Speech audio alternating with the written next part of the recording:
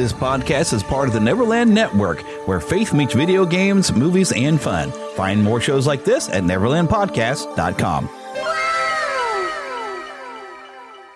If you're a podcast host, listen up, this one's for you. My name is Allie Jackson. I'm the host of Finding Mr. Height, a dating and relationship podcast that I've been doing for 4 years now, sharing my positive and practical approach to dating that's built on my own life experience. And I wanted to share another experience that I've had, my secret behind monetizing my show. It's called Red Circle, and I was just telling my colleague about how much I love their platform. With Red Circle, not only am I getting a seamless hosting experience, but I also love the support I receive in ad sales. It's not just typical ad sales either. It's targeted opportunities based on my show and my life. And the platform is super simple. You just set your preferences and Red Circle matches you with sponsors that align with your show. You can vet every opportunity and their platform gives you great analytics. More recently too, my Red Circle team has brought me opportunities outside of my podcast on social media to really augment the podcast partnerships, bring them full circle. I just can't recommend them enough. If you want to give it a try, go to redcircle.com to get your free trial. That's redcircle.com for a free trial.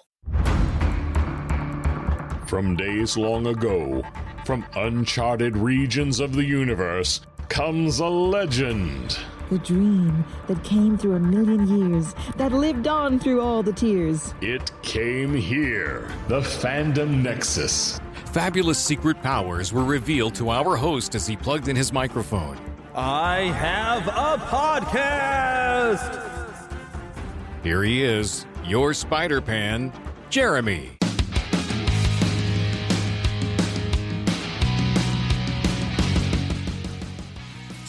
Yes, indeedy, this is me, your Spider-Pan, back again with some super fun. And I do not say that lightly because we are going to celebrate Superman today with the release of a new film and, of course, all kinds of history. We're going to dedicate some time to the great Jim Shooter. But if I'm going to talk Superman, I'll tell you what, I got to grab the super fan. And so guess who's with me? It's Pastor Lost Boy Phillip. Hey, how's it going? It is going great, isn't it? I am a super fan, that's for sure. I love Superman. He's my favorite. We're going to test you just to see how much of a fan you really are. Yeah, I might fail. I'm not going to promise. It's possible, but to me, I think a lot of these questions were super easy, but maybe we're going to trip you up a little bit. But I have some trivia questions for you before we get into some history of Superman, and then we'll go and discuss our thoughts on the new film. Good. And I have right here in front of me a Superman and Krypto figure from the McFarlane DC Multiverse. It is the deluxe theatrical edition. Yes. David Corenswet version of Superman. And it has a Krypto figure with it. Yes, I love it. And when I bought it, I says, okay, I'm not going to open it unless I like the movie, because I wouldn't want to have it if I end up not liking the movie. So I'm going to have this here with my knife ready to cut it open if I've liked the movie, which we'll find out later in the show if I like the movie. I can give you all a hint of probably where I was going with this. I mean, if anybody follows me on Facebook, I've been pretty excited for this movie, and I even texted when I sent a picture of it when I bought it.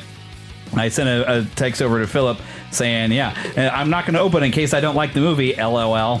I was pretty sure I was going to like the movie, so but did I? We'll find out later.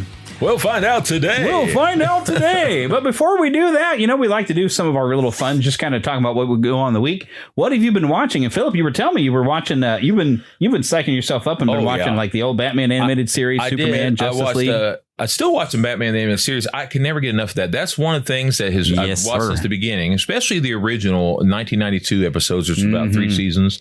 I like the other ones too, but I didn't like some of the stylization that they put on it.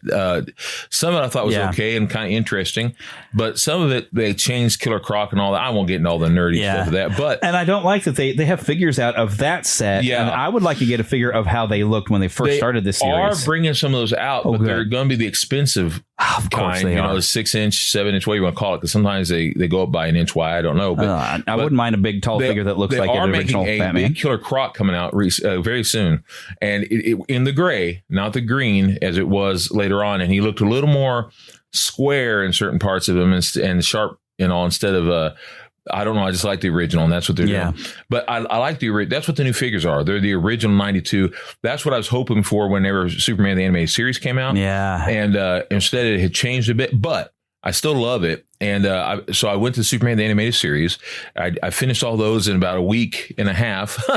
I'm still working on Batman when I'm needing to relax because I just love it. Anyway, then right now I'm working on, just started yesterday on Justice League. I've never watched every single one, almost all of them, but never chronologically. Because back when it was on, I was working and I worked at nights and then days and night, and I never had a basic. And that old Justice League cartoon, like the one from like the late 90s, it was cool because it introduced me. I think I was somewhat familiar with Martian Manhunter, but it gave you a good introduction to Martian Manhunter in those first episodes. And I already knew the characters pretty well, but the music itself just gets me excited, especially in the middle of it.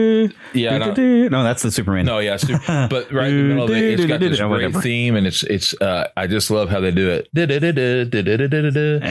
it's really great, and but the animation's amazing. Yeah, and they had to change Superman voices. Because Tim Daly, Newburn, George Newburn, who you may know from lots of movies, Adventures of Babysitting, Father of the Bride, and also known as the voice of Sephiroth. Occasionally, not in the current games, but I think he's done some Kingdom Hearts games, and he did the animated movie that Japan sent over. He was the voice of Sephiroth. He did a lot of because stuff. He's got that great voice in the 80s. Like I said, Adventures of Babysitting. He was kind of the. I've seen him at a convention. Even. Yeah. Oh yeah. He's a nice guy. I like him. I liked him in a lot of things when I was young. So when I heard he was doing Superman's voice, I was like, man, that's perfect. I think he did the Injustice games, now that I think about it. One thing I liked recently is they had all the different Supermans who are still with us, of course, come together, and they included him and Tim Daly. And I'm like, that's right, man. They should be there too, because Tim Daly was a great Superman. For a whole generation, they were a part of it. Yeah. I like that. They should be. And I like Tim Daly Superman. Because they also used to include... Boy, all of a sudden, you got to understand, I've gone through a lot of brain surgeries. My mind goes weird. I can't remember. Your mind was weird before, too. Oh, thank you. Thank you. No, but I can't remember Batman's voice all of a sudden. Kevin Conroy.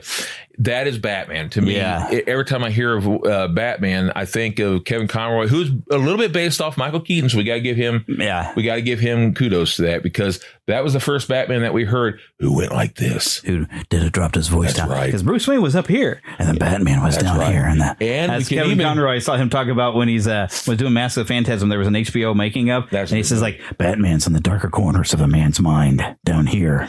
And you can even kind of give a little credit. I'm not saying this, Michael Keaton was trying to be like Christopher Reeve, but Christopher Reeve in his Superman, did a little changing with the voice. Oh yeah, and they do that in the new one a little bit, not a lot, but a little. And you don't get to see a lot of Reporter Clark, except for like one scene, really. A couple of little things, and that's but.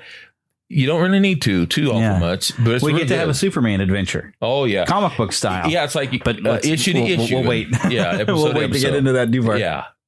We jump ahead. No, but so I've been watching a lot of that and not doing much else. Just watching those things. I'm drawing. That's right. Okay. And I'm not going to get into what I'm watching because I haven't really been watching anything significant. Although I don't remember if I mentioned this before on YouTube. We found this thing.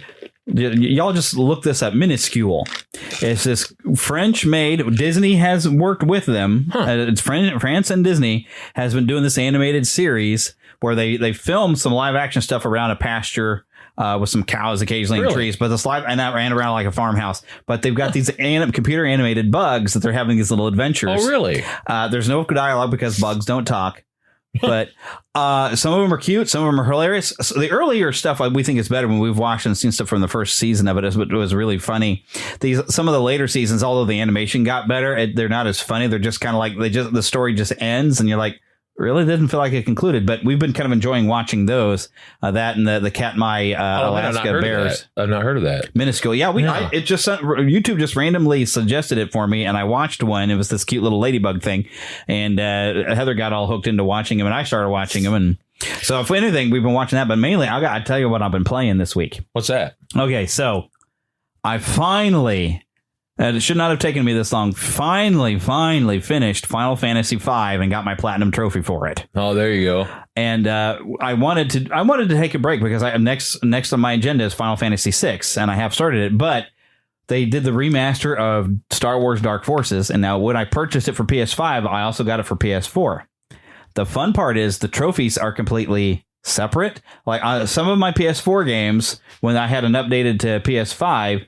when I crossed over the save files, it unlocked all the trophies for me on a PS5. I had a couple games like that, but other ones that made me play through the game twice, like Control, I had to play through it a second time on PS5, which I didn't mind doing. Control's a great game. It was fun. But Dark Forces was like that, where I got to play it on both systems and finish it, as long as you don't, because you can put in the old cheat codes, but if you use it when you're playing a level, you will not get the achievements for doing anything in that level.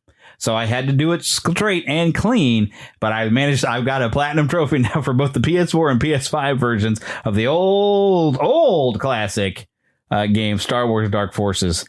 And I love that it's they didn't really change much. They just pretty much brought the game back out as it was, cleaned it up, made it look good. But even the music is the same old MIDI music from the original game from like the mid-90s. On a lot of games, I've been too lazy to unlock like trophies unless... When you find out you can't, like on wrestling games, I usually play WWE. Yeah, you mainly just play wrestling. You don't play a lot of this other stuff. I play some others, but very rarely. I still play Indiana Jones. I need to play more of that. But I got my platinum on that one too. Great. The problem I have, though, like I was talking about the wrestling game, and that's not the only one that this is true with, because you do with Spider-Man and others too. But if you don't unlock certain things, you don't get all the characters, or in this case, outfits for Spider-Man. Yeah. But I'm like, oh, no. I'm unlocking, the different Hulk Hogan's and because it's an actual different character. Right. You get the 80s Hogan and you get Macho Man and others. And there's no way I'm going to play because I'm an 80s guy. Yeah. And I feel like I'm in my 80s. No, but there's a lot of characters you actually have to play through to unlock. Yeah. But I'll say this. You call this a cheat if you want. But every year I start off on normal, not easy, but normal. However, when I'm having to unlock stuff, I do sometimes put on easy because some of that stuff for me is not that easy to do. But also when they're like stupid things to me, like, okay, but right in the middle of the match, you have to undo this and jump 3 times. And games are supposed to be fun. Yeah. And sometimes playing it on easy or casual is more fun that way. So you can just kind of get through. And at our age, we had to play all the games hard when we were kids on the Nintendo.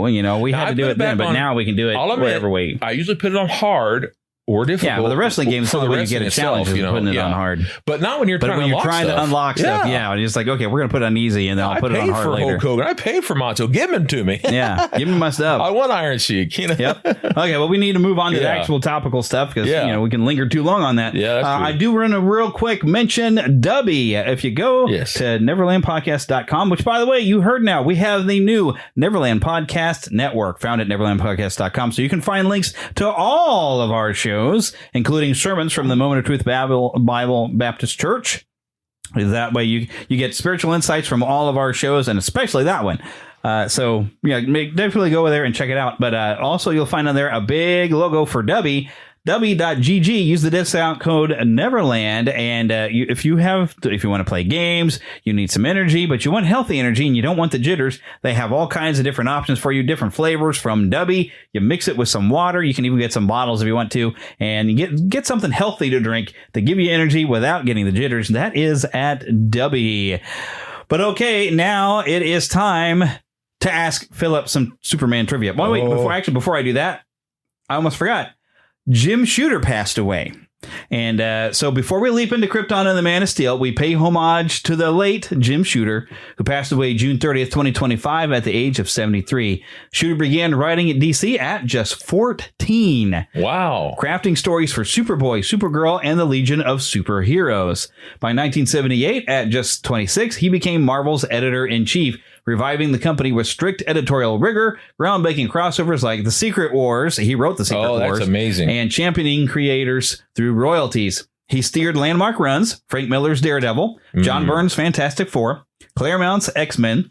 Didn't John Byrne also do a good run on Batman? I think as well. Anyways, but his former management style was polarizing. I was even watching a video where some guy said that, this is like a year before he passed away here recently, said like, Jim Shooter was a jerk, but boy, he write. And after Marvel, he founded Valiant Comics, introducing characters like Exo, Man of War, Solar, Harbinger, and continuing innovation until his death. And I think Valiant Comics is also where the Men in Black came from. And then they became a Marvel property. Surprise! I thought it was you talking about Men in Black. I thought that was Dark Horse, but No, Dark Horse is a different company. Oh, I'm sorry. It's kind of surprising. Yeah. There were some other characters. I remember reading in a waiting room once. It was a comic that was a Valiant comic that I think the characters disappeared. But so many in the industry, from Paul Levitz to Bill Sienkiewicz, called him a visionary who reshaped superhero storytelling. Jim Shooter was often a force of tension, but no one can doubt his legacy. A teenage prodigy who helped define the modern comic book era.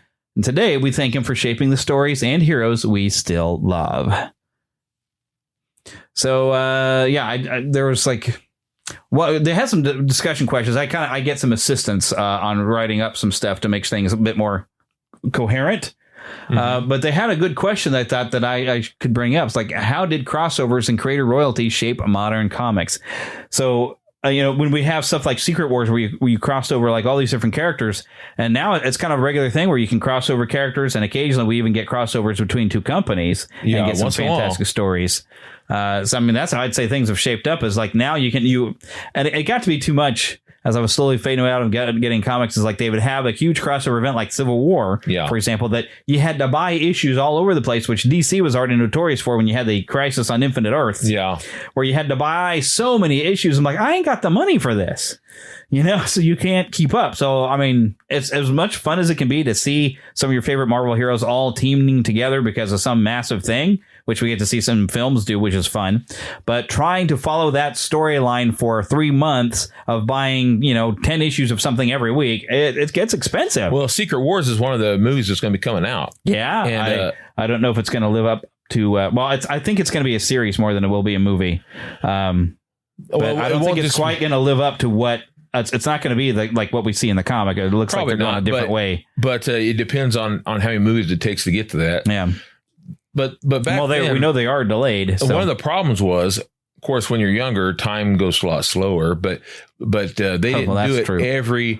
They didn't do it every year. But there was a time in the early millennium that DC was doing a huge thing like that every 2 years, and that's not a joke. Sometimes every year, and even they did the new twice a year sometimes. Yeah, the new 52. Because like the Spider-Verse, there was be a Spider-Verse thing, and then there'd be a Marvel Universe thing there for a while. I'm like, oh come on, knock it off. They did the same thing with the new 52, and then a couple years later they redid it again. I'm like, oh, it's enough for it. They had to own new 52. Yeah, I got done with the new 52. Honestly, that's what kind of got me out of it. Yeah, but I got out because the only thing I was buying anymore was Spider-Man, and they keep ruining his life. So I got tired of it. So I saved my money, and I buy more expensive things like video games and Aerith figures. Well, because just not even 10 years, maybe, it might have been 5 years before the new 52. I could be wrong. I think it was like 2007 or whatever. They had already done a big change about thing, and then another change about thing. They did the whole Lantern War thing. Yeah, they had all the different colors of lanterns. Yeah, I got some of that. That was a huge universal thing. And then it's like, never mind. So then they did Flashpoint, and Flashpoint's what triggered the new 52. That was, it was like, enough. Enough already. Okay, but it is time finally to quiz you. Okay. So don't look over the computer because you can't look at the answers, but I bet you're going to know some of these. So round one, the basics. What was the name of Superman's biological father? Jor-El. Yeah, I told you these ones are pretty easy. Which comic book featured Superman's first appearance? That was Action Comics. Number 1. You know what year? Yes, 1938. Boom! Yeah. Nailed it.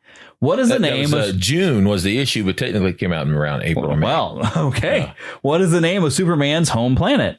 Krypton. Who are Superman's adoptive parents in Kansas? That's Jonathan and... hang on here.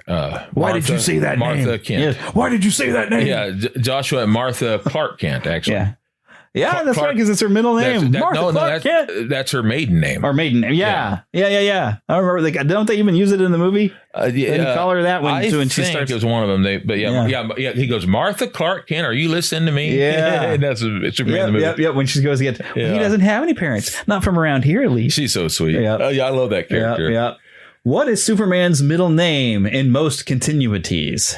Man, you actually said it a little bit ago. Instead of Jonathan, you accidentally did say this other name. So I think you know this. Let's see here.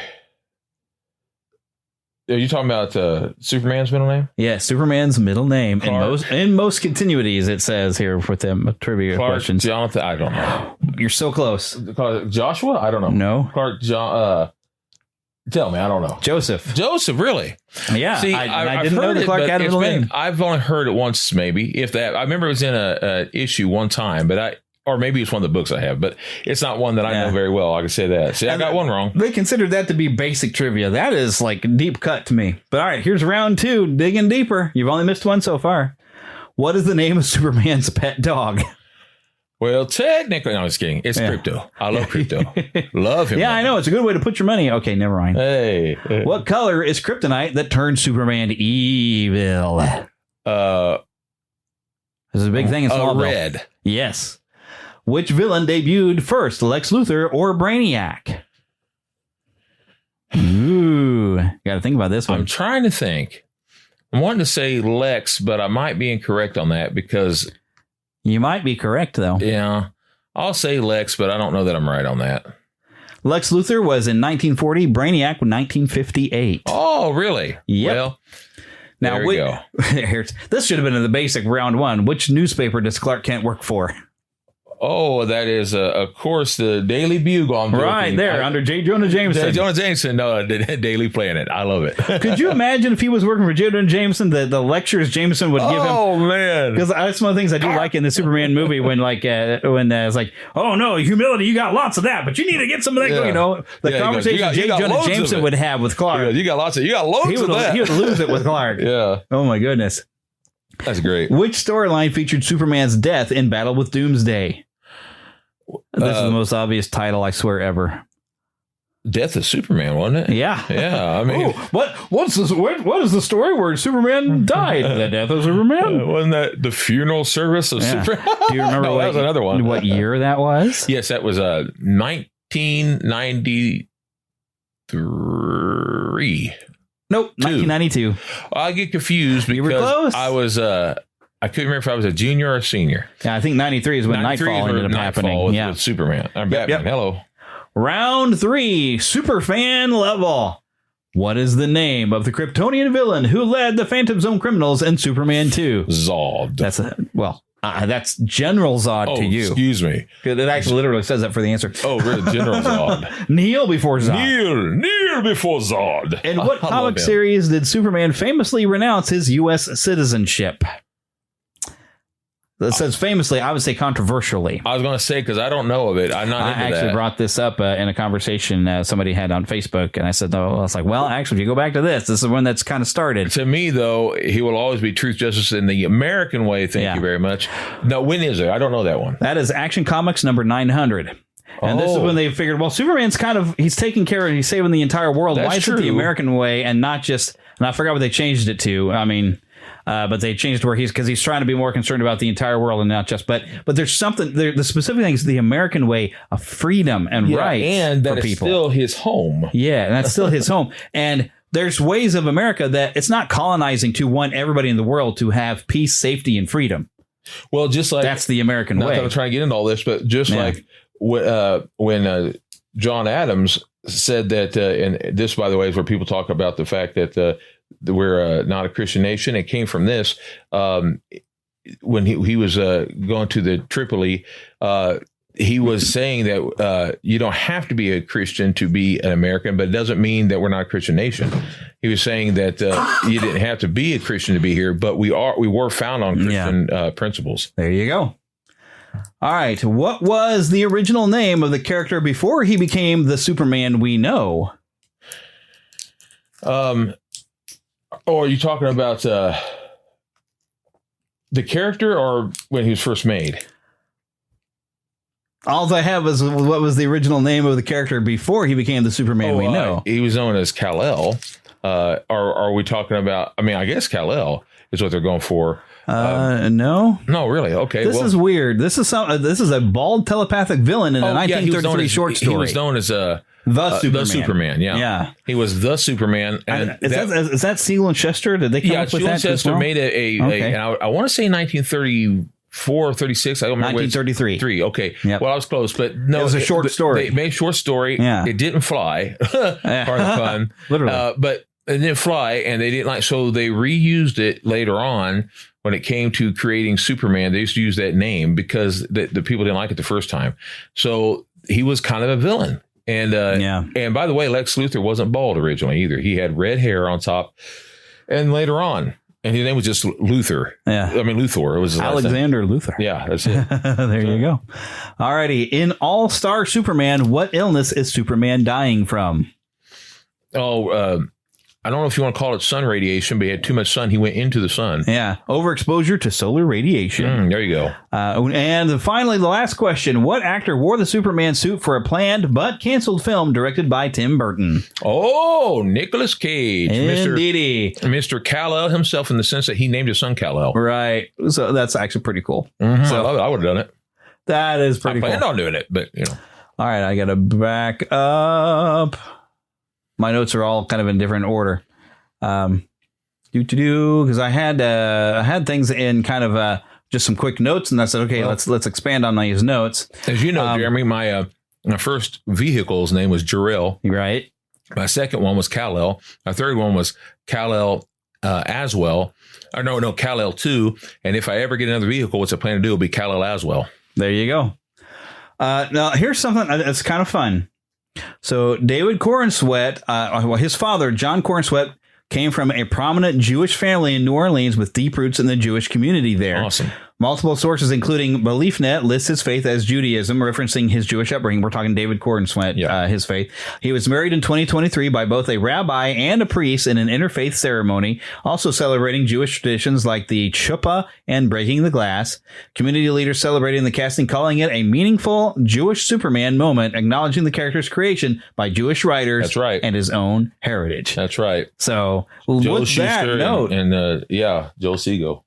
Joe Siegel. Little bit of history, though, before we get into the movie, but I always appreciate that, because speaking of the origins of the character, here's actually a quote here. Superman didn't just fall from the sky. He was born from the imagination of two teenage boys in Cleveland, Ohio. That's right. Oh, no, that's not. There's just has quote things on there. I thought it was a quote from one of the kids. But anyways, Jerry Siegel and Joe Shuster or Shuster. I've heard it pronounced so many different ways. They were children of Jewish immigrants growing up during the Great Depression, inspired by pulp heroes like Doc Savage and John Carter of Mars, and even the biblical tale of Moses. Yeah. They dreamed up a character who stood for truth, justice, and hope in hard times. Their Superman first appeared in Action Comics #1, as mentioned before, dated June 1938, after years of rejection. They sold the rights to DC for just $130. Yeah. He was Kal-El, a child rocketed from a dying planet, raised by a Kansas couple and gifted with incredible powers. At first, he couldn't fly. He could only leap tall buildings. He didn't yet have heat vision or ice breath, but what he had was something new. A superhero with a double life, defending the weak, standing against corrupt politicians, and taking on wife beaters and war profiteers. Right. That first issue changed comics forever, and it sparked the entire superhero genre. And while Superman would evolve, those core themes, immigrant roots, moral courage, and hidden strength, had defined him ever since. That's right. So here's some questions for you. How do you think Superman's immigrant origin shaped his lasting appeal? For me, I think because everybody in one way or another feels like they don't belong. Right. And that it's the heart, meaning what we have inside, that really counts. One thing I was going to say is cool is I want to say it was Jerry Shuster. Make sure you're facing your microphone. Oh, I can't remember if it was Jerry or Joel. I can't remember. I think it was Jerry. The father was killed a couple of years in advance from a robber came in and to the store. Anyway, when that happened, that's why believe it or not, Superman, the original Clark Kent, looked similar to him. He had glasses and everything. He looked similar to him because it was basically his way of wishing he'd go back in time and save his dad. Oh, and that just tear your heart out. Yeah, but that was and I can understand it. But now my father didn't pass away in that sense. But doing anything you want to do to talk to your father again, be with it, and you know what it's like when you've lost a loved one. It doesn't matter if it's your father or not. Yeah. When you lost a loved one, you wish you could be with him again. Well, and when big tragedies happen, you wish that we had a Superman. Like when this flash floods in Texas, if we had Superman, it could have saved everybody. Exactly. Or, back when we were in our 20s, when the whole 9/11 2001 thing, we saw the towers fall. We feel like Superman could have saved us. Not that this is Superman, Spider-Man, but there was a Spider-Man scene that was cut out because that summer before that happened, that trailer had 2 been months. Yeah. It was in July when they first showed it.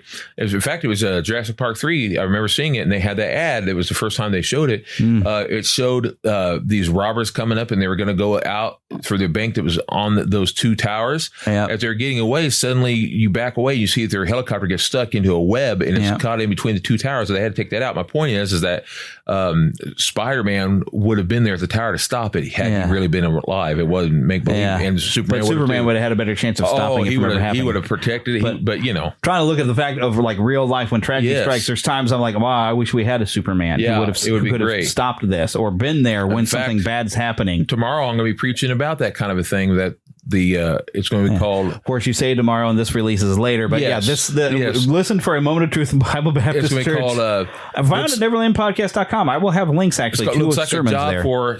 And it starts with an S, and you'll see. Because Samson was another one that they based it off of. Yeah. And they used several things. Hercules, Samson, a few, Doc Savage, a few others. And but anyway, so and Moses, the main Moses thing they did was the baby part. Being carted off and the thing. Oh, yeah. And you can see it. I mean, you can see that easily. Yeah. In fact, that's why, if any of you have ever seen Superman the movie, that's why they gave that part of the movie, the wonderful Richard Donner. He kind of gave it almost that 10 Commandments, because you got to remember back in the 60s and all, it was a big thing to bring out in late 50s, biblical movies. Yeah. And so it gave it almost that biblical type of huge legendary movie feel. Yeah. And you got like 3 types of movies in there. And then the second part of the movie is almost that Norman Rockwellian type of feel. And then by the time you get to the movie where he's in the city, it has the old 1940s feeling of comic booky, and I like it. It's fun. It's corny, but it's fun. We love Otisburg. Otisburg. Over 85 years, Superman's comic book history has gone through some incredible transformations. In the Golden Age, he was more of a street-level strongman, taking down corrupt businessmen, slumlords, and even wife-beaters. Then came the Silver Age, and Superman's universe exploded with imagination. This is when we got Supergirl, the Bottle City of Kandor, Bizarro, Krypto, the Superdog, and Brainiac. The tone became lighter and more fantastical. Super monkey. And often more absurd, yes. Remember Superman's rainbow powers. Yeah. Oh, my. But the Bronze Age brought more depth, stories that dug into Clark Kent's inner conflict and his relationship with humanity. Krypton wasn't just a dead planet, it was a lost culture, a source of sorrow and purpose. In 1986, after the Crisis on Infinite Earths, DC handed the reins to John Byrne. That's what we just mentioned him earlier. Yeah. His Man of Steel reboot stripped down the mythology, making Clark Kent the real identity and Superman the mask. That change still defines how many writers approach the character today. And who could forget 1992's Death of Superman? It was a national news event. Millions of copies were sold, comic shops overflowed, and kids everywhere suddenly knew the name Doomsday. And the decade since, we've seen Superman split in 2 with Superman Red and Blue, rebooted in the New 52, reborn with Rebirth, and beautifully reimagined in All-Star Superman by Grant Morrison and Frank Quietly. Each era reflects the questions of its time, and Superman keeps adapting. He-Man and the Masters of the Universe will be back right after these messages. I'm gonna put you on, nephew. All right, Welcome to McDonald's. Can I take your order? Miss, I've been hitting up McDonald's for years. Now it's back. We need snack wraps. What's a snack wrap? It's the return of something great. Snack wrap is back. And now back to He-Man and the Masters of the Universe. So which era of Superman shaped your view of him? Personally, I've gone through many of them. I will always go back to the original. Mm-hmm. I'm not saying the original 1930s or 40s, technically 40s, but that basic original, some people say, "Oh shucks," almost mocking when they say it, but to me, that original do good no matter what, that kind of Superman. Yeah, and that's Golden Age with that Silver Age even too. Yeah, the same, those two together. Yeah. Christopher Reeve. Yeah, which that Christopher Reeve one I think is definitely based more on that. Yeah, the that gold Silver and silver. Age. Yeah, they almost put it right in the middle somewhere. Yeah, A little bit of gold with silver together. I think it's just perfect. He did a perfect job. You know, I'm not trying to mock anybody, but some people nowadays, they almost can't stand good. Like I had someone that said, well, he's just too good. He's too good. Like, they don't like the Boy Scout anymore. They want the Henry Cavill, Zack Snyder, dark Superman. Yeah, but that wasn't Superman. And it really wasn't. It wasn't at all. And how many of you are mad? Some people don't know this, but what's the guy who Chris Nolan? He did not want a lot of that dark stuff that was put in that movie. He kept telling him, no, that wasn't the original stuff he wrote. He did not write the neck cracking of Zod and all that stuff. He didn't like that because that kind of changes almost everything that Superman's about. Which honestly, I didn't like that movie. I watched it the other day. I fell asleep, but that wasn't because of the film. I was tired. But the truth is, the little parts I saw, I was like, man, I forgot why I don't like this movie. Now I remember. Don't like it. That's why, though, I actually still do like Superman Returns. Yeah. I actually like that. It wasn't that bad of a movie. Now, what I said, it has nothing to do with Henry Cavill. Yeah, I think he could have been a great Superman if they would have given him the right script. Yeah, it's not his fault. I mean, he had a good look for it and everything. I couldn't stand the Lex Luthor that they had in the Batman versus Superman. Oh, golly. Oh, that was horrible. Okay, let's set about that movie. Speaking of Superman in film and TV. Yes. So Superman didn't just change comics. He helped define what a superhero could be on screen. There you go. The 1940s Fleischer cartoons still hold up today. Yes. With rotoscoped animation and cinematic flair, they gave Superman his iconic flying ability for the first time. Before that, he could only leap, like leaping over tall buildings in a single bound. In a cartoon, but the animator said, because I have interviews and stuff on this, they said that it was hard to do because, how do you make the guy leap again and again? So finally, like, can we just see him leap in one frame, see him land in another frame? It's like, can we just make him fly? So they said, okay, talking about DC Comics, which it wasn't called that exactly yet then. Yeah, they might have still been Action Comics. Yeah, I think Action Comics was the company for a while. DC was the initials of the jerk who was in charge at the time, who basically ripped the boys out of their money. $130. I can't think of his name, but he was dirty, let's just say. I don't want to say all the stuff he was involved in, but all that being said, Dirty Creep, that's what DC stands for, Dirty Creep. Yeah, he was. But later on, DC was kind of changed into the whole detective comic, so that's a good thing. But either way. All right, so then in the 1950s, George Reeves brought Superman to live-action TV in The Adventures of Superman. It was campy by today's standards, but kids loved it. I have every episode. I love it. Reeves made Superman feel strong, calm, and deeply moral. And I've gotten to see the clip. I do love it, where they're shooting at him. They run out of bullets, they throw the guns, and he ducks. I have seen that clip. It is hilarious. I love it. I love that guy, though. He was great. But then came 1978, the year Superman the movie changed everything. Right. Christopher Reeve's performance is still the gold standard. Yeah. Confident, kind, and dual-layered. The tagline said it all. You'll believe a man can fly. Directed by Richard Donner with a serious tone and John Williams' soaring score, this film treated Superman with reverence. It was a blockbuster before the word even existed. No, it existed. This one's got it wrong. Blockbuster came from Jaws. That's right. Unfortunately, the sequels got progressively worse. Superman 3 and 4 became parodies of themselves. Although 3 is still watchable. It's okay. Yeah, it's okay. It's still watchable. You got to take it as a comedy. I can't hardly watch it, but it's got some neat ideas with him being split and we have an evil Superman for a little while. Because that's close as we got to really having Bizarro. It's also the first we got to have a Brainiac. Yeah, there's a few things that the original ideas were great, and if they hadn't gotten rid of Donna, if the producers who I don't, if the Salkinds hadn't messed everything up, Salkinds were jerks. Yeah, they you just watch Supergirl, you know what I mean. But no, Richard Donner, even though I love it, was the best part of all of it. Richard Donner was amazing. I love that guy. He was so confident. Lethal Weapon, man. He walked around wearing a Superman outfit in Hollywood, looking for his actors and all, and with a cape and everything. He did not care what people said because he wanted to show that he was into it. And if he could do it, anyone else could do it. Yeah. And they were throwing people in like Burt Reynolds and all that. They wanted him, but he thought, and this is what I liked. He said, the problem with that is if you have an actor who's already well known, people will see the actor, not the character. So he wanted to find someone. He decided to basically do what they did with Jaws and get an unknown and let them basically become stars. But the great thing about that is it's kind of like with Star Wars, you get kind of unknowns and get a couple stars around them. That's what they did. Yeah. And Gene Hackman, for some reason, had a mustache and he did not ever want to get it. Wanted that to be his calling card type of thing. So what he did, this was brilliant. Richard Donner went in there with the mustache. He says, if you shave yours, I'll shave mine. So Gene agreed to it. And whenever he shaved his mustache, he goes, remember what you said? So Richard Donner suddenly reaches up to his mustache and pulls it right off because it was a fake the whole time. Gene says, I'll always love him for that. Yeah. My goodness. In 2006, Brandon Routh took the cape in Superman Returns, a direct sequel to the Donner films, specifically to Superman 2. It picks up. Yes, that's right. I saw some people complain, like, where did he suddenly get a kid? Did you not see Superman 2? Have you not paid attention to what was going on?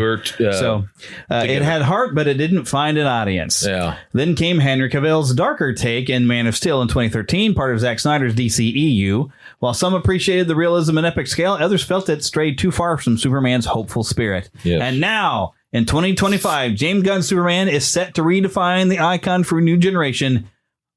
And it says more on that for in a bit. But no, let's get straight into it. I mean, I do want to go and mention, okay, and I'm glad this was brought up. So this is some fun information. So let's talk about one of the weirdest Superman gadgets ever, the hypno glasses. Yes. All right. So you probably know that Superman's disguise has always been a little flimsy. I think we made fun of it even when we did our fan film Supers. Oh, we did. Clark Kent puts on some glasses and suddenly no one recognizes him. But because of that, anytime I take my glasses off, I feel like I have to do it dramatically. But in 1978 Superman, the movie, the filmmakers had a clever, if slightly ridiculous solution. A deleted scene, never included in the theatrical cut, introduced the idea that Clark's glasses contained low-level hypnotic lenses. These hypno glasses subtly, that's a big word, manipulated how others perceived him. So when people saw Clark Kent, they didn't see a man in glasses. They saw someone slightly hunched, soft-spoken, and a little clumsily, not Superman. The glasses helped finish the illusion. This concept actually made its way into comics and TV later on. Lois and Clark, The New Adventures of Superman, referenced a similar idea, and Grant Morrison's All-Star Superman leaned into the theory that Clark's entire physicality changed, his posture, voice, even muscle tension, so no one would suspect a thing. It's a wild idea, but it makes you think, is Superman's disguise more than meets the eye, or is it part of the myth we all agree to play along with? And that's one of the things I really did not like about Man of Steel, is that he shows up as Clark before, he's not wearing the glasses. Yeah. At all. I mean, he's just like, how are people not picking up on it? It just didn't make sense. And he decided, I guess I need a disguise at the end of the movie, and then had glasses. Yeah. It's like, what? Yeah, it was really bad. Alrighty, so as we get into talking about the new 2025 James Gunn Superman, as it's putting it, so James Gunn is the co-head of DC Studios, and he's rebooted the character and launching a brand new continuity called Chapter 1, Gods and Monsters, which I think he's going how Marvel got phase this and phase whatever. So Gunn's take on Superman is focused on hope, kindness, and moral clarity, something he says has been missing from recent interpretations. This Superman is younger, already active in the world, and balancing his Kryptonian heritage with his human upbringing.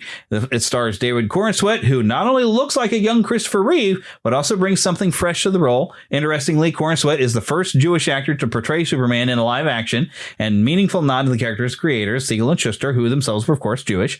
Lois Lane is played by Rachel Brosnahan, known for The Marvelous Mrs. Maisel. Early photos show a return to the classic looks, bright costumes, metropolis cityscapes, and the Daily Planet newsroom. Gunn says he's drawing inspiration from All-Star Superman and Superman for All Seasons, which should mean emotional storytelling with mythic resonance, not just big action scenes. And perhaps best of all, practical effects are back. Gunn's team is using physical sets, real costumes, and only sparing CGI. That alone has fans optimistic. And now, obviously, we'll be giving our review after seeing the film, and we have. So here we go. Let's get into it. So I got to bring up the ridiculous controversy of people, because James Gunn was talking about some other things, and he said the word immigrant, and he was talking about some fans that when we were seeing Superman, David Corenswet dressed as Superman interacting with kids, and people try to poo-poo all over that. And he said, screw those guys, because he's like, I'm making a film that's supposed to be hopeful and positive and everything and should be unifying. And anyone who wants to have this dark negative thing, basically, he was saying, screw those guys. But everybody wanted to jump on that. And then when even Dean Cain says, well, because all the rage baiters, all your click baiters, I'm against you. Especially, I hate rage baiting anyway. But all of you who just wanted to get clicks, but wanted to diss on this thing before it even came out without actually reading what James Gunn said. And then it scared Dean Cain. Dean Cain says something. I'm worried that it might be. He got taken out of context by the left-hand rage baiters, click baiters. I am so sick of that crap.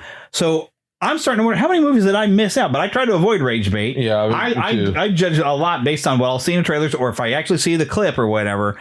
And they're like, okay, no, I don't want to watch that. Kind of like Fantastic Four. What I've seen in trailers is what's getting me off of that unfortunately, no matter what your political stance or anything else, you can say hi and people think you're talking about being on drugs. I mean, you can say anything. People can take it out of context. We don't want that. Yeah. And I now have in my hands my David Corn Sweat style Superman Deluxe Theatrical Edition. Now, I know some like collectors, you're going to like, no, never open the box. But these ones that are in these boxes, I like to take them out. I have a Christopher Reeve. I have an Adam West. I have a Michael Keaton.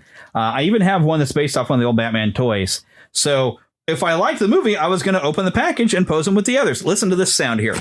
That's me knifing open the tape. I flippin' loved this movie. Yeah, this was the Superman that I felt like we grew up with a little bit. It was kind of that. He valued all life. He even saves a squirrel, for crying out loud. I'm going to be careful I don't spoil anything. But and my wife sitting next to me, who's the animal nut, she loved that he saved that squirrel. I knew that she would. But he valued life. And he doesn't. And that's the Superman we needed. That's the Superman I love, where people have been liking to share with the part in the comic where there's like this goth, really depressed looking girl standing on top of a building about to jump, and then suddenly Superman's behind her and like, no. But he talks her down. And I love, I hope this isn't spoiling, at one point when he's about to have to fight some villains, he says, look, you don't have to listen to Luthor. This is, you can do something different. Because I've seen Superman do that in comics. Yeah, he does. He tries to talk to you. It's like, hey, you don't have to do this. I realize that I'm old school. I'm okay with that. Yeah. But I personally, people say, oh, there's someone's too good. You can never be too good. Yeah. You know, first of all, I'm a pastor. Okay. I'm a man of God and I'm not good. Nobody is all good. Yeah. The Bible says Bible says in Romans chapter 3, verse 10, there's none righteous, no, not one. For Romans 3, verse 23. For all of sin, fallen short of the glory of God. I'm simply saying none of us are good enough. We cannot be too good. We should always do our best to try to do the best you can do.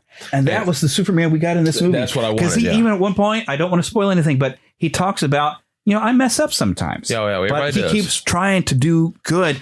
And it's like at one point, and you've seen this in a trailer, he's like, he's got to justify some of his actions. Say, hey, people were going to die. Yeah. And that's what he's concerned about. People were going to die, and he doesn't want it to happen. And you know what this reminded me of? Some of the story here is he does something because he wants to stop a war. Yeah. And suddenly, like social media, everybody's like, oh, and media and social media and the news media came against him for wanting to just not have a war, not letting a war fight. And you know who that reminded me of? Trump, when he says like he just wants this Ukraine war just to end. He wants to save lives. Yeah. And I'm trying not to get political, but I was thought of what Trump had said that, and the media has destroyed him. Social media came after him like, oh, we're supposed to start Ukraine. Even without war. social and media. Trump says, no, we don't want war. People die in war. Even without social media, like if you're texting someone and they don't know your tone. Oh, yes. Maybe you've never gone through this. I sure have. You say something and you're trying to either be joking, which, by the way, I have to be very careful about joking now, especially being a pastor. You joke about something and people take you serious. And you're like, oh, no. Especially if they don't know the context or the joking part. Now, if someone really, really knows it, they usually do know what you mean. But if they don't, I'm very careful not to joke, which it stinks for me because I like to take things light. Yeah. But the other thing is people, and this is about me preaching, I have to be very careful because people love to take things out of context and try to almost incriminate me. And I'm like, oh, wait a minute. And I don't care what they think about me personally. I do care what they think about the Lord. And when you represent the Lord, that's really the way we all are when it comes to like your job too.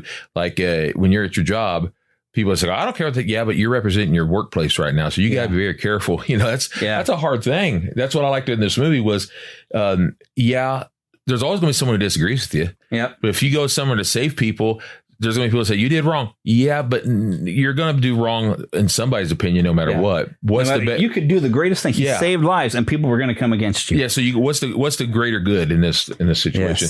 Yes. The needs of the many outweigh the needs of the few or the one. Yeah. To quote Star Trek. Yep. Still true. And that's kind of an overriding theme is trying to not have this war happen. Yes. Is a major theme of this film. And I saw some parallels. I think some people are going to probably draw parallels to like an American ally. There's an American allied nation has mentioned this. I don't want to mention names or anything, but I think some people are going to look at that and say, oh, well, that's like the Jewish people who wanted to destroy the Pakistanians. and even looking at some of the people of the other country, it's like, I bet people are going to try to draw a comparison to that. I don't think that's necessarily intended. I don't think they were trying to make that message to it, but it's also very, very different. You have terrorists on one side, and in this one we just have a country who they literally have like picks and shovels and an army breaking through their walls, and they call for Superman to help them. Well, it was very poignant, but I was afraid some people are going to look at this and say, that's like those poor Pakistani people. No, it is not like the poor Pakistani. It is not at all like that. One thing that I did think was dumb, and this wasn't in the movie, this was in interviews, the director's brother, who I like as an actor, Sean Gunn, was basically making some stupid comments, political comments, completely unnecessary. But I thought, guys, you're here to promote a movie. The last thing you need to do is say anything that can be misinterpreted, because let's be honest, on whatever side you're on, not just politically, but in life, there's always going to be people who can misrepresent it or could take it too far. And so that's how just don't say anything. I mean, even Nathan Fillion was like, oh, does someone need a hug? I'm like, dude, don't do that. You're not the character right now. Be calm. But he was very good as Guy Gardner. Actually. Oh, he was great. Because he's Nathan Fillion. We love him anyway. Oh, I love him. He's great. And plus, he's tried on both Marvel and DC to come up with a character. They've tried, and he kept missing out. So he was going to be Wonder Man at one time.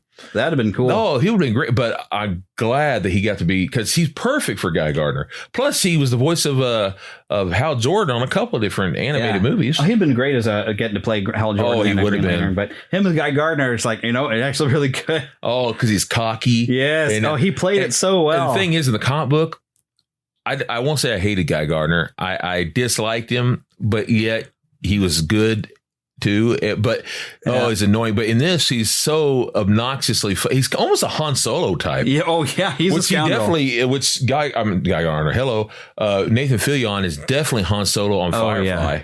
I mean, Firefly. I need to finish watching that show. Oh, that's a great show.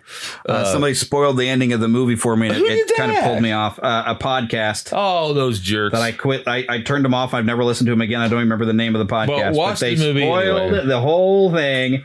And I was like, hey, there's people still that are finally getting a first chance to actually watch Firefly. They were going to watch Serenity later, and now I know, the ending. And I'm like, it made me not want to watch. Anyway, I'll let you borrow the comics. It's good. Oh, yeah, comics even. Yeah, I think it's in between. It's in between the show and the movie, so it sets that way that he could Jaws could answer some questions from the TV show that he didn't get to do in the movie. So you get it all together. Overall, the direction and writing is very James Gunn, though, of this movie. It definitely had his style. Oh, yeah. I Even would some not. Music. I would, getting to use some John Williams music. Yes. The score actually was very good. Yes. Everybody who was playing the character actually was very, very good for their characters. For it. David Cornswet gave us a slightly different Superman. He had that Boy Scout nobility, but he was a lot more emotional, I think, than Christopher Reeve was. Christopher Reeve was almost not quite stoic. But he held it in most of the time. It was subtle with his emotional thing until that great moment when Lois is dead and he turns. Whoa! I love that moment.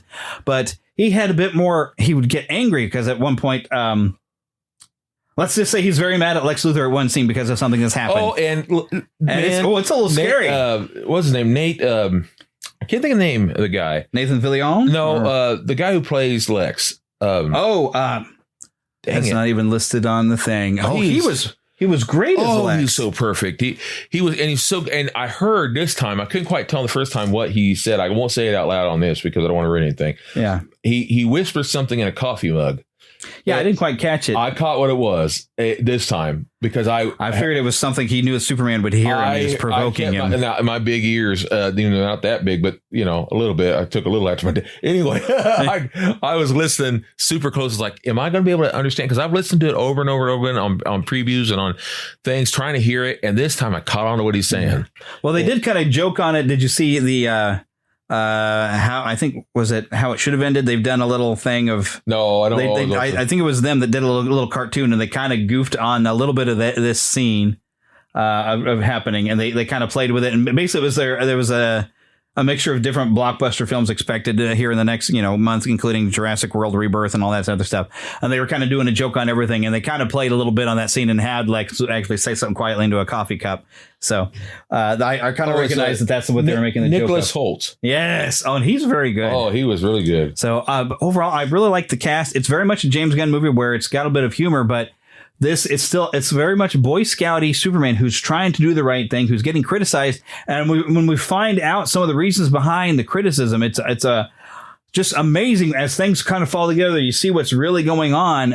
It's great. And it introduced some characters to me that I wasn't familiar with. I think the engineer is what would be recognizable. She's pretty awesome. And I don't know if they're going to do it. I know originally were going to do it, but they were going to give... Oh, I can't remember the name of the team right now that the engineers are part of. I know someone's probably yelling at me right now, but they're talking about doing that movie, but it was kind of put on hold. So I hope they end up doing it because I like to see. She was really good. Now, the interviews with her and the girl who played Eve Tesmacher, they were so cute. And I'm not talking physically, though they are attractive. But I'm talking about they seem like such sweet people. It was just funny because the characters are not. So they had to really be acting a lot because they just seemed like, I don't know, they remind me of my nieces and stuff, but they just acted so sweet in the interviews. And I love that. I love seeing all the actors in interviews. I really liked the angle for Eve Tesmacher. Yes. That she's kind of, because she's supposed to be beautiful, in the movies, that's the thing, where she's trying to be like an influencer, but you find out she's not as dumb as she seems. Yeah, she's not brilliant, but not dumb. I'm not going to say any more than that, but she does play a pretty good part in this. And she does remind me just a little bit of I don't remember the original actress's name, but I loved her. But she does remind me just a little bit of her, the way she talks, at least, just a little bit. And there is an Otis, and we looked in the credits. His name is Otis Berg. Which I thought was great. Otis Berg. Otis Berg. And surprisingly, Alan Tudyk. I didn't realize he was in it. He is robot number 4. The main robot, yeah. Yeah. And of course, Alan Tudyk is just fun with robots. A couple other actors. I recognize Perry White, but I can't think of where I've seen him. They had a few others in there and doing voices, and I couldn't believe it when they had different actors come in and do voices for the robots. I thought that's pretty cool. And even Christopher Reeve, his son, as a reporter. Yeah, it was a reporter on the television when they was talking about. I want to say when it was stuff about Superman. That's all I'll say right now. I don't want to read anything, but I saw him, and the only difference between him and his father is he doesn't have blue eyes.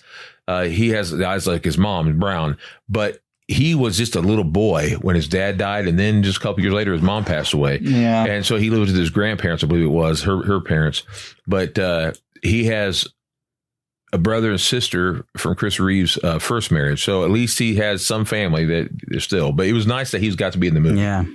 But overall, I highly recommend this. Yes, I loved it. Ignore the clickbait, the rage bait, and shame on you, all of you who are rage baiting, clickbaiting, and trying to just get clicks and build clout by trying to find things to diss on this movie. There's nothing to diss on it. It's fun. It's popcorn. It's comic book. Very comic book Superman. This is the first one. Now, I will say this. And yet we still feel like he's the Christopher Reeve Superman. This is my second favorite Superman movie. My first one is Superman the movie. Yeah. Because that's what I grew up on. But not just that is, I was getting ready to say it's the first one that feels like the comic book. Well, I should say this.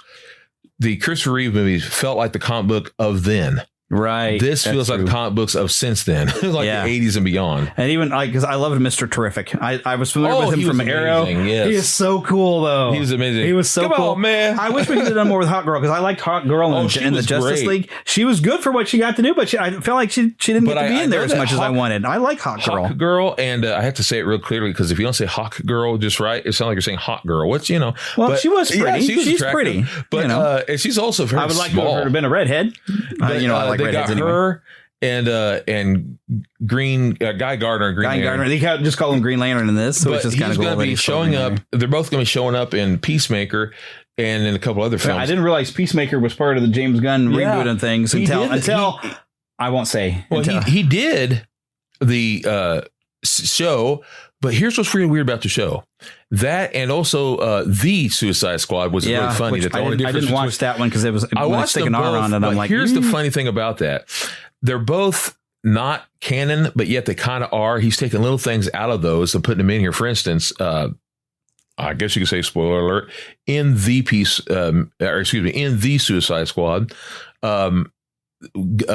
what's the name of the guy we just mentioned a while ago? Peacemaker. I'm trying to be careful here. I think we've already said too much. The guy who I can't think of the names of the dude, but anyway, John Cena. No, one of the guys who's in charge of the Suicide Squad. He dies in the film, and so his I only know Amanda Waller. No, yeah, his father is then now in charge and is in this movie, the character's father, and so he has a real axe to grind with Peacemaker. So that character's also, if you've seen it, it's ornery, but it's also in that show for the monsters, whatever that's called. He's Creature Commandos. Creature Commandos. He's in that too. The only difference is he has, I might have to check that one out. Yeah, now he's too. got gray hair, but that's the first official. I didn't even know that was a thing with DC. Yeah, it's the first official DCU show. Okay, but it's good. But I'll warn you, it does have adult stuff. Oh yeah. And so is Peacemaker, but so I haven't real. Plus, I don't like John Cena anyway. But it's the new Peacemaker is definitely canon. The new Peacemaker season. Yeah. So. All right, but we're getting to an hour, so it's about time we wrap this up. Overall, we were recommending this. Yes, don't listen to the clickbait rage baiters. Go to the cinemas and have fun. Let go of any concept of like a dark Superman and just remember, hey, Superman's supposed to be about hope and positivity. He's a Boy Scout. And enjoy it. Those of you that grew up with Christopher Reeve, you're going to love this. Oh, the kids, I think, will love this. We had so much fun. I want to go again. I really do. And make sure you stay till the very end credits for little bits of fun. Mm-hmm. At about halfway through the credits or something, it's just cute. And I love Crypto. And then at the end, and yeah, Crypto was entertaining. Some people say Crypto steals the movie. Oh, he's great. It definitely gets a recommendation. But I better wrap things up here. So I want to remind you all about Podgagement. Podgagement, when you find it right there on neverlandpodcast.com. That is Daniel J. Lewis, award-winning podcaster, I must say, Daniel J. Lewis. His little program, I should say. It is amazing all the things that you can do with an account with Podgagement to boost your podcast. Go and check it out. He's got lots of different plans to fit your budget. Check it out. We want to, of course, make sure you thank Karen Kennedy, Ricky Pope of Christian Nerds Unite, and Darren Wilhite of the Wilhite and Wall Show. They helped me out with the introduction. Don't forget you can email us, podcast@neverlandpodcast.com. Find us on x.com, NeverlandPcast. We have both a Facebook like page and a group. Of course, the Fandom Nexus you can find under Facebook. And if you search for Neverland Podcast in the groups, you'll probably find us that way. You can join the Neverlanders on our website, so you can become an official Lost Boy or Pixie. Why do we have Pixies? Because girls are too clever. They don't get lost.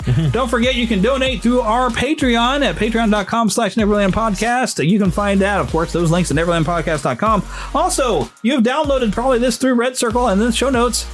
If you want to get an exclusive feed on Red Circle, this is also what you get on Patreon. You don't get the ads at the beginning, end, and middle of the show. So nothing will interrupt your flow as it goes through, right? So no ads, and you help out to keep the show going when you do that. You get your own RSS feed right there. No copyright infringement is intended, and copyright is held by the respective owners. Content is shared for review and commentary purpose under fair use license. And now, get lost in an adventure!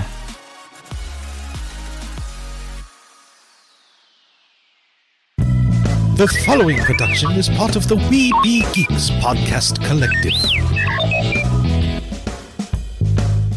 If you're a podcast host, listen up, this one's for you. My name is Allie Jackson. I'm the host of Finding Mr. Height, a dating and relationship podcast that I've been doing for 4 years now, sharing my positive and practical approach to dating that's built on my own life experience. And I wanted to share another experience that I've had, my secret behind monetizing my show. It's called Red Circle, and I was just telling my colleague about how much I love their platform. With Red Circle, not only am I getting a seamless hosting experience, but I also love the support I receive in ad sales. It's not just typical ad sales either. It's targeted opportunities based on my show and my life. And the platform is super simple. You just set your preferences and Red Circle matches you with sponsors that align with your show. You can vet every opportunity and their platform gives you great analytics. More recently too, my Red Circle team has brought me opportunities outside of my podcast on social media to really augment the podcast partnerships, bring them full circle. I just can't recommend them enough. If you want to give it a try, go to redcircle.com to get your free trial. That's redcircle.com for a free trial.